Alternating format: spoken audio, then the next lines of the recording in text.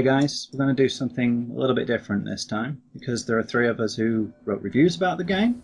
The three of us are going to have a little chat about it as well and give you a more intimate experience of it directly from us rather than just a wall of text. So, what did everybody think of it? Personally, I loved it. Now, I know the engine itself was kind of lacking, but the actual visual style, the art style of it, that was superb. It had colour. How many games do you get these days that have colour in it? That really blew me away, to be honest. Especially the the shells for the magnetic fields themselves. They really stood out. They were very striking and extremely interesting to look at. There were times when I'd magnetize as much as I could just so I could stand in it and see how big I could make the bubble. Did anybody else do that? Or was that just me? I usually played with a magnet field stand on too, because it helps you play and it just looks cooler. But I mean, there was one towards the end where there were a whole line of the little platforms that you had to raise up as steps, and I just hit them all with the same colour just to see how big I could make the bubble. And then I just sort of stood there and looked at it. I was a bit mesmerised. Yeah, very fun to do.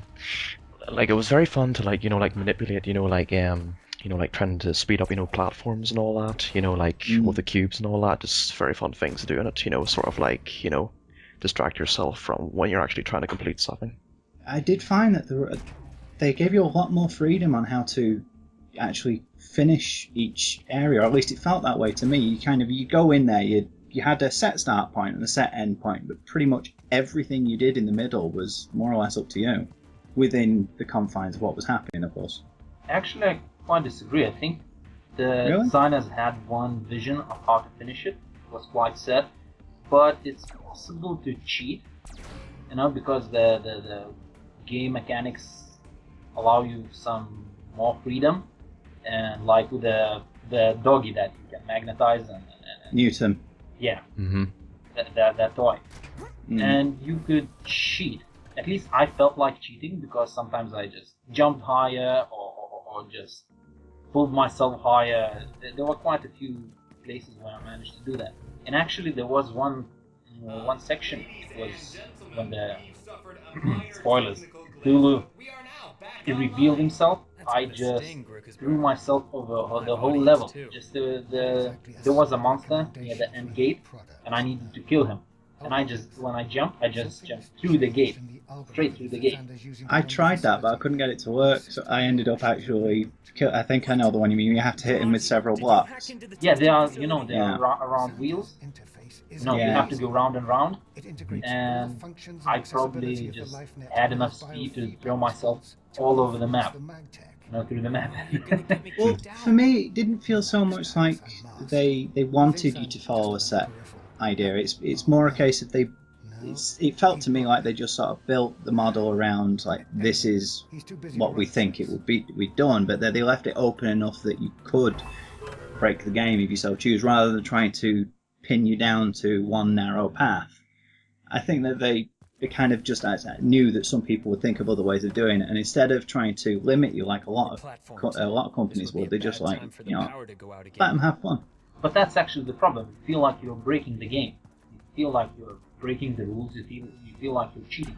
Yeah, you definitely do. Well, sometimes you don't know, if you're meant to do it this way. In a game like that, sometimes you feel like, are you meant to do it this way, or if I do it like this way, am I supplementing it, sort of breaking it, or I'm really not meant to do this? You just don't know. But I guess that's sort of part of the fun. But you just don't really know if that is actually the way you're meant to solve it or not. But there you go. I think it comes down to personal impression, really. Me, I didn't think of it like that. I felt of it more like they've given us all this freedom and let us go play with magnets. And that was pretty much it. I can see what you're getting at, but I think it'd be interesting. By the resources you have been given, it's usually you need the cubes to be able to solve a puzzle, and there were usually too few to be able to improvise. They were set number, and it felt like there was one solution to the puzzle. Some of them, yeah. I know some of them had very clear, very set solutions, but I found that they tended to be the smaller rooms where the solution was more obvious anyway. The larger ones are where things started to go a bit awry. Well, what about the difficulty factors again? Like, how did you both actually find it overall? I think it was actually quite tricky. Yeah. I didn't like a lot of cases where I had to scour the whole room for the hidden cube, and I think that was quite a problem. That is what differentiates this game from Portal, because Portal is like, it's clearer. You know, you see what you have to do, and in Magrunner you kind of imagine what you'd have to do, but you can't find the tools to do it. Yes, I certainly agree with that, because I thought the introduction of it was kind of lacking. Like, I remember, like, the introduction, as soon as I went out of the first elevator, like, I wasn't really exactly told in detail, like, what I really meant to do. I was sort of, like, standing there for about 1 minute, maybe, and to be fair, I didn't really know I was meant to, throw down the cubes, like, magnetize them together or magnetize them apart. Did you have the tutorial switched off, the tooltips? I think I probably did. Yeah, I actually left them on.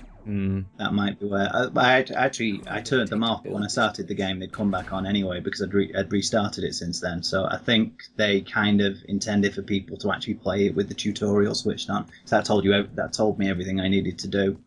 But the problem. Sorry, go on. I think a lot of games suffer from this thing, the tutorial. Yeah. The easy things are, the developers expand on easy things too much. And they make it kind of boring, and then not enough on the difficult things. Well, speaking of Portal, that was one thing that they did extremely well in that. Because you think about it, the entire game is one big tutorial. You go into each level and you get a little thing on the wall that gives you a rough hint of what you need to do. It's like a cube with dropping off. But you know why it happened? It is because they introduced different mechanics at different stages of the game. Exactly. And here you practically get everything. They'd also remind you of something that you hadn't done for a while, which is that was something that was lacking from Magrunner. And I think the biggest problem I had with the difficulty personally wasn't that some sections were too hard. It's that the difference. You'd go from a room where you just look at it and go, "That's what I'm doing," and then the next one you go in there and I'm like, "What the hell do I do now?" And there wasn't much consistency with it. It did increase continually throughout, but there were bits where it would just spike up enormously because there was no idea. Yeah. And then it sort of tapers back down. And I think the problem is you aren't shown the way. It's quite easy if you know what to do. I mean, it's not if you don't know the solution, but you see all the tools in front of you. Because there was, again, the tutorial section. There was one place where there was a monster walking on the bridges like crossways, and you had to run under. There were like magnets, like lifts. Yeah. You had to run under him and throw boxes, and then he destroyed those launchers. You know what I'm talking about? Yeah, that's actually the one I thought you were talking about a moment ago. Yeah, and it actually took me quite a while to discover those pathways below the main walkway.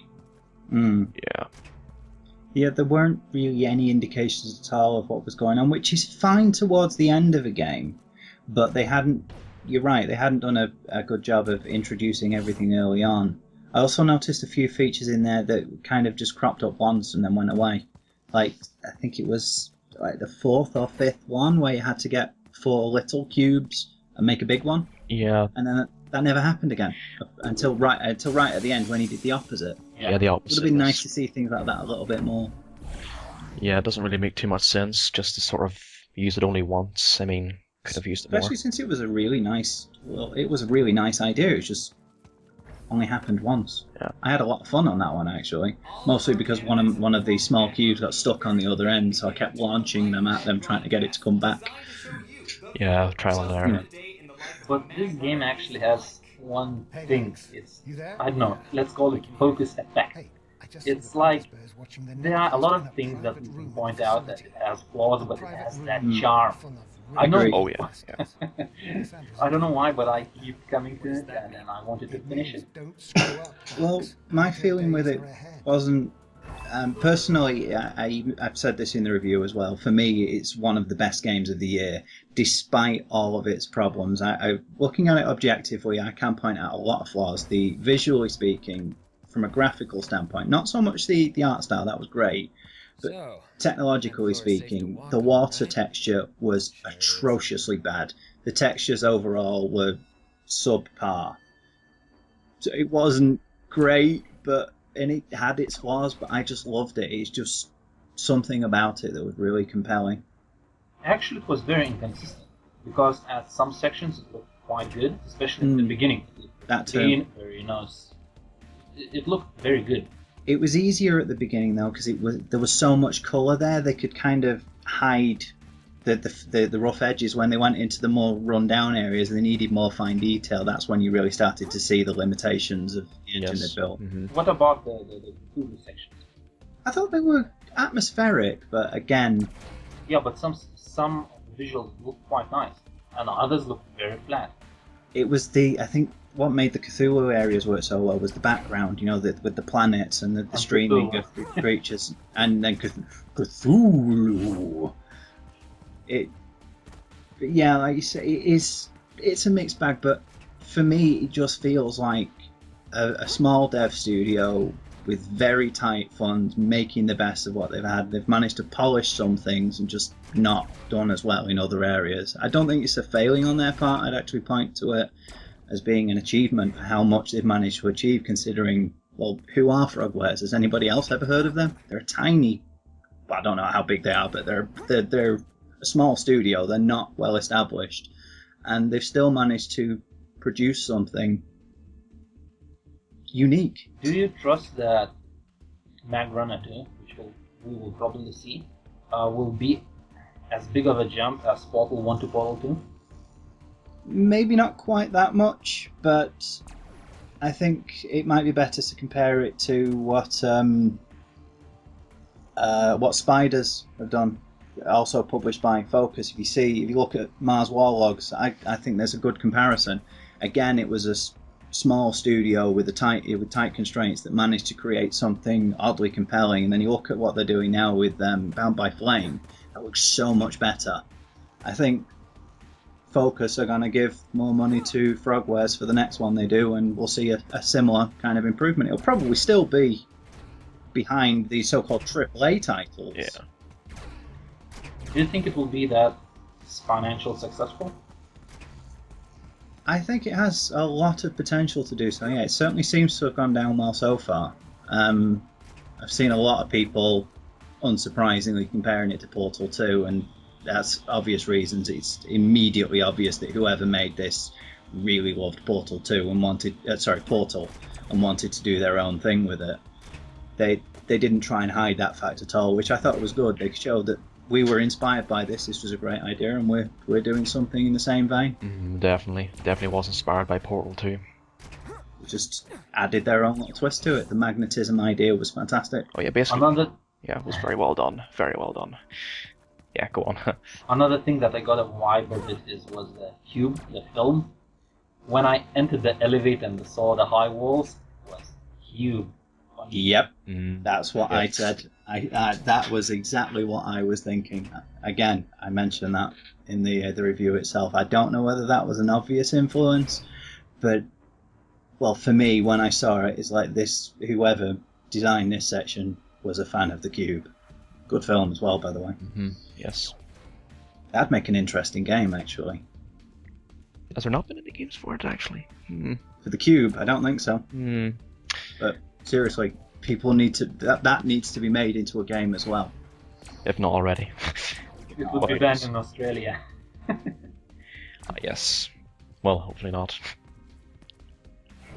Okay, I think we should start wrapping it up. I think, well, pretty much, yeah. I think we've said everything that needs to be said. It has its flaws, but they are massively outweighed by its je ne sais quoi. Yeah, its charm. Definitely worth your time. Not a great game, but a very good one. Yeah. Well, hopefully this justifies our reviews to the public. And hopefully it was interesting to listen to as well. So we had a lot of fun recording it. yeah, I hope people leave comments and suggestions and stuff like that. What should we do next time? And we should continue this series. Thank you for listening. Bye.